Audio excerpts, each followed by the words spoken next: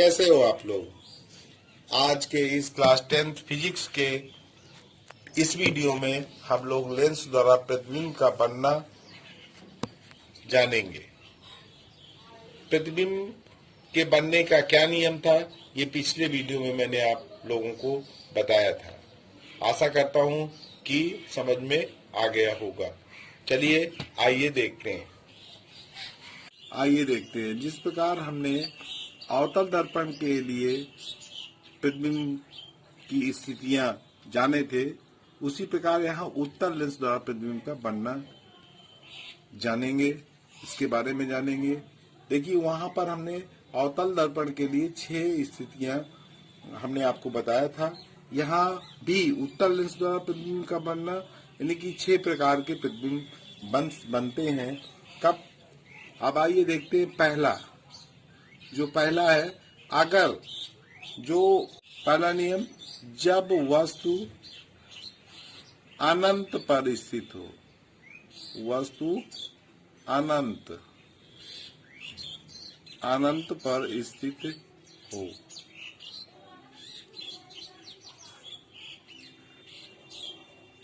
ये पहली कंडीशन है। तो मान लीजिए, अब देखिए हमको उत्तल लेंस दिखाना है। हमने उत्तल लेंस ये दिखा दिया,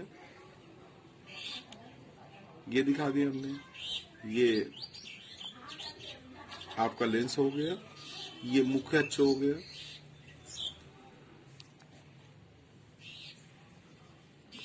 ये प्रकाशिक केंद्र हो गया। अगर मान लीजिए कोई वस्तु दूर, मान लीजिए वस्तु ये हमने दिखा दिया ए बी, ये वस्तु हमने दिखा दिया, ए बी वस्तु रखी है, तो इसका प्रतिबिंब कहाँ बनेगा?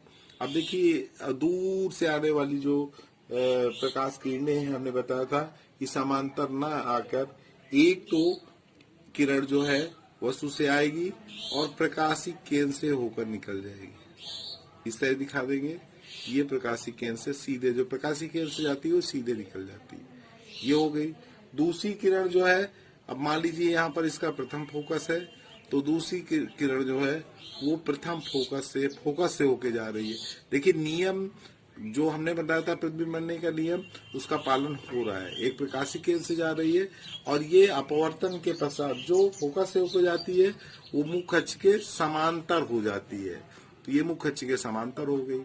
अब यहाँ पर ये जिस बिंदु पर काटता है, यहाँ पर हम लंब डाल देंगे, तो ये इसका प्रतिबिंब कैसा बनता है? वस्तु से छोटा बनेगा और ये फोकस पर बनेगा। ये एफ है, ये जो बिंदु आएगा जहाँ पर ये लंब जाए पड़ेगा वो फोकस होगा। यानी कि अगर मान लीजिए अब इसको हमने ए डैश बी डैश दिखा दिया, हमने ये उल्टा बन रहा है, तो इसका मतलब है कि अगर वस्तु अनंत पर स्थित है तो उसका जो प्रतिबिंब है लेंस द्वारा वो फोकस पर बनेगा। ये कह सकते हैं हम। अनंत पर स्थित वस्तु का प्रतिबिंब वास्तविक उल्टा वस्तु से छोटा व लेंस के द्वितीय फोकस तल पर प्राप्त होता है। ये हम ऐसा कह सकते हैं। तो हम लिख सकते हैं, यहाँ पर लिख दीजिए कि अनंत पर स्थित वस्तु का प्रतिबिंब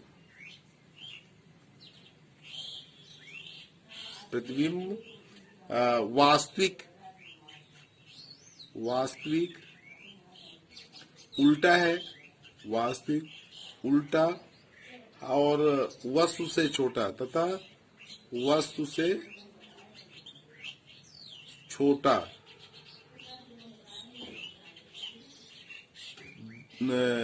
लेंस के द्वितीय फोकस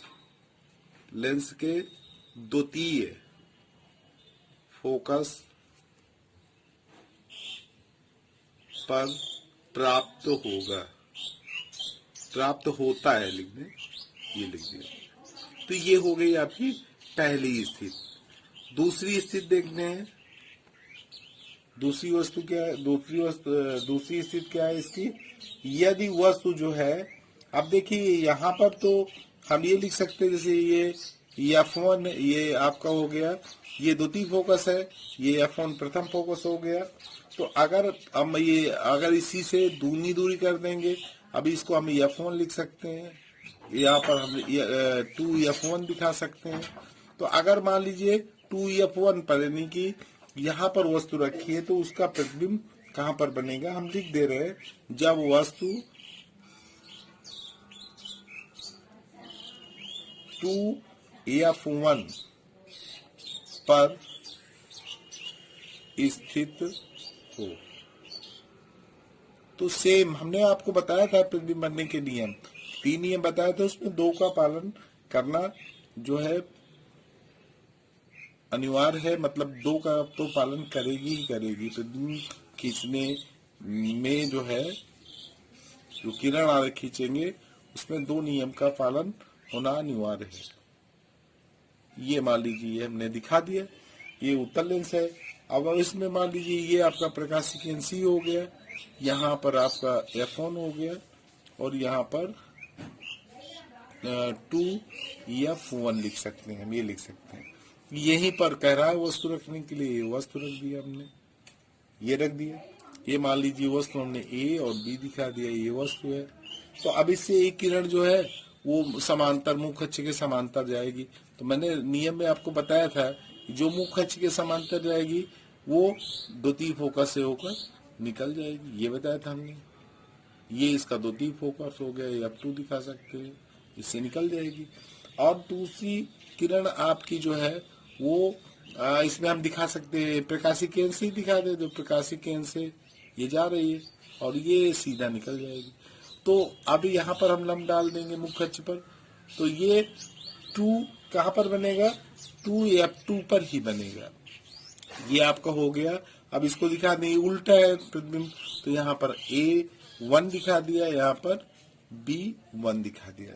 तो इसके अकॉर्डिंग हम लिख क्या कर सकते हैं कि 2F पर स्थित वस्तु का प्रतिबिंब वास्तविक उल्टा वस्तु के, अब देखिए अगर 2F पर है तो वस्तु के बराबर तथा लेंस के दूसरी और 2F2 पर प्राप्त होता है। यानी कि अगर 2F1 पर है तो वस्तु के बराबर ही प्रतिबिंब प्राप्त होता है। तीसरी स्थिति है जब वस्तु अनंत तथा 2F के बीच स्थित हो। कहाँ हो स्थित हो, 2 अनंत और 2F। तो मान लीजिए ये आपने दिखा दिया, किसके लिए, कौन से लेंस के लिए, उत्तल लेंस के लिए। ये मुख्य अक्ष हो गया, यहाँ पर ये प्रथम फोकस है, F दिखा दें हम, F1, और यहाँ पर हमने लिख दिया, ये हो जाएगा 2F1। तो जब वस्तु अनंत और 2F1 के बीच, तो 2F1 के इधर जो भी दूरी होगी वो अनंत और 2F1 के बीच। तो मान लीजिए वस्तु को हमने दिखा दिया, भाई ये 2F1 है, तो यहाँ पर कहीं भी दिखा सकते हैं। मान लीजिए यहीं पर ये स्थिति दिखा दी हमने, ये कोई वस्तु AB रखी है। तो रूल हमने बताया था, एक तो मुख्य अक्ष के समांतर जाएगी, तो मान लीजिए मुख्य अक्ष के समांतर ये जाती है, जो समांतर जाती है वो अपवर्तन के पश्चात किससे निकल जाती है, फोकस से होकर निकल जाएगी। ये द्वितीय फोकस से होकर निकल जाएगी, ये F2 दिखा दिया हमने। और इसके बाद जो है, जो आपका जो है, अब इसमें प्रकाशिक केंद्र से दिखा दीजिए, ये C है, तो एक किरण हम प्रकाशिक केंद्र से दिखा दें। जो प्रकाशिक केंद्र से होकर जाएगी वो सीधे निकल जाएगी, ऐसे दिखा दिया हमने। तो अब ये F2 है और इसी का दूना हम यहाँ 2F2 लिख सकते हैं, ये लिख सकते हैं। और यहाँ पर काट रही है, अपवर्तन के पश्चात जो है, जो किरणें एक दूसरे को जिस बिंदु पर काटती है वहां से हमने मुख्य अक्ष पर लंब डाल दिया। तो ये आपकी जो है प्रतिबिंब की लंबाई हो जाएगी। यहाँ हमने लिख दिया AB, तो यहाँ हमने लिख दिया B1 A1। तो अब इसमें देखिए हमें कैसा प्रतिबिंब प्राप्त हुआ, कहाँ पर प्राप्त हुआ, ये लिख सकते हैं। तो अब ये द्वितीय फोकस F2 और 2F2 के बीच वास्तविक उल्टा तथा कैसा प्राप्त होता है। अब ये प्रतिबिंब जो है हमें प्राप्त हो रहा है किसके बीच में, F2 और 2F2 के बीच प्राप्त होता है। और वस्तु से क्या है, छोटा है, वस्तु से, भाई वस्तु ये वस्तु की तुलना में छोटा है।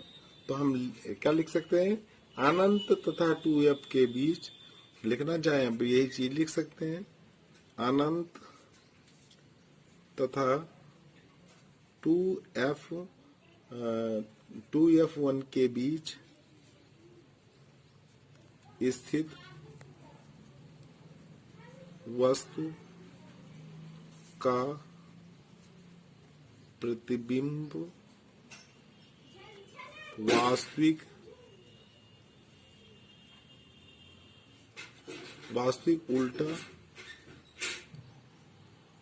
उल्टा वस्तु से छोटा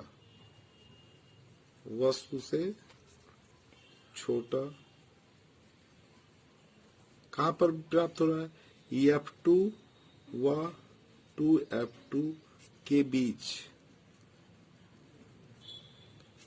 प्राप्त होता है, ये हम लिख सकते हैं। तो अगर आपने किरण आरेख खींच लिया है तो आप उसकी कंडीशन बता सकती हैं, लिख सकती हैं।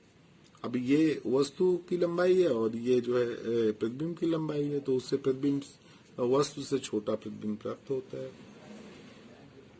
अब अगली स्थिति देख लेते हैं, जब वस्तु 2f1 तथा f1 के बीच स्थित हो।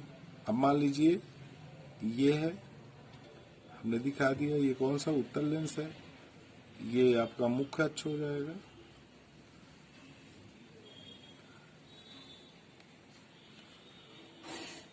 ये प्रकाशिक केंद्र हो गए।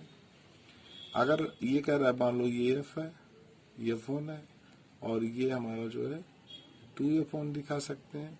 तो कह रहे जब वस्तु 2f1 तथा f1 के बीच यहाँ पर वस्तु रख दें, मान लीजिए ये वस्तु रख दी हमने AB, ये वस्तु रख दी हमने, तो एक किरण ये मुख्य अक्ष के समांतर जाएगी। तो हमने आप बताया था जो समांतर जाएगी अपवर्तन के पश्चात द्वितीय फोकस से होकर निकल जाएगी, ऐसे निकल जाएगी। अब इसके बाद जो है दूसरी किरण क्या है, अब आप ये प्रकाशिक केंद्र से होके जाएगी, ये हमने प्रकाशिक केंद्र से दिखा दिया, प्रकाशिक केंद्र से होके जाएगी। तो इसका मतलब है यहां लंब डाल देंगे। तो अब यहां हम लिख दिया, ये हो जाएगा आपका हमने नाम दे दिया, तो ये उल्टा बना, तो यहाँ A1 B1 कर दिया और ये हमारा था F2 था। तो इसी जितनी ये दूरी है यहाँ पर आपका 2F2 हो जाएगा और इसके बाद अनंत। तो इसका मतलब प्रतिबिंब आपका कहाँ बन रहा है, अनंत और 2F2 के बीच कैसा बन रहा है, देखिए इससे बड़ा बन रहा है, बड़ा दिख रहा है आपको। तो हम लिख सकते हैं कि जब वस्तु 2F1 तथा F1 के बीच हो, बीच अगर स्थित है तो वस्तु का प्रतिबिंब वास्तविक उल्टा वस्तु से बड़ा व 2F2 तथा अनंत के बीच प्राप्त होता है। तो ये आप लिख लेंगी कि हम अब दोबारा अगर लिखना चाहे तो लिख सकते हैं, यही चीज लिख सकती हैं आप कि यहाँ लिख दें जब वस्तु 2F1 तथा F1 के बीच स्थित हो तो लेंस द्वारा वस्तु का प्रतिबिंब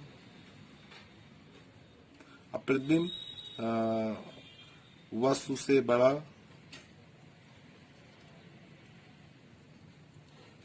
उल्टा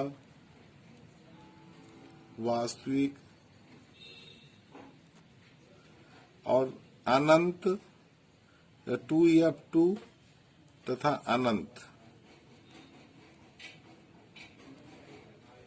अनंत के बीच बनता है, ये हो। तो इसे हम लिख सकते हैं। आगे की जो 2 स्थितियां हैं, इसमें मैंने आपको 6 स्थितियां बताया, तो 4 स्थितियां तो आपको बता दिया। जो 2 स्थितियां रह जा रही हैं उसको अगले वीडियो में बताएंगे। राधे राधे।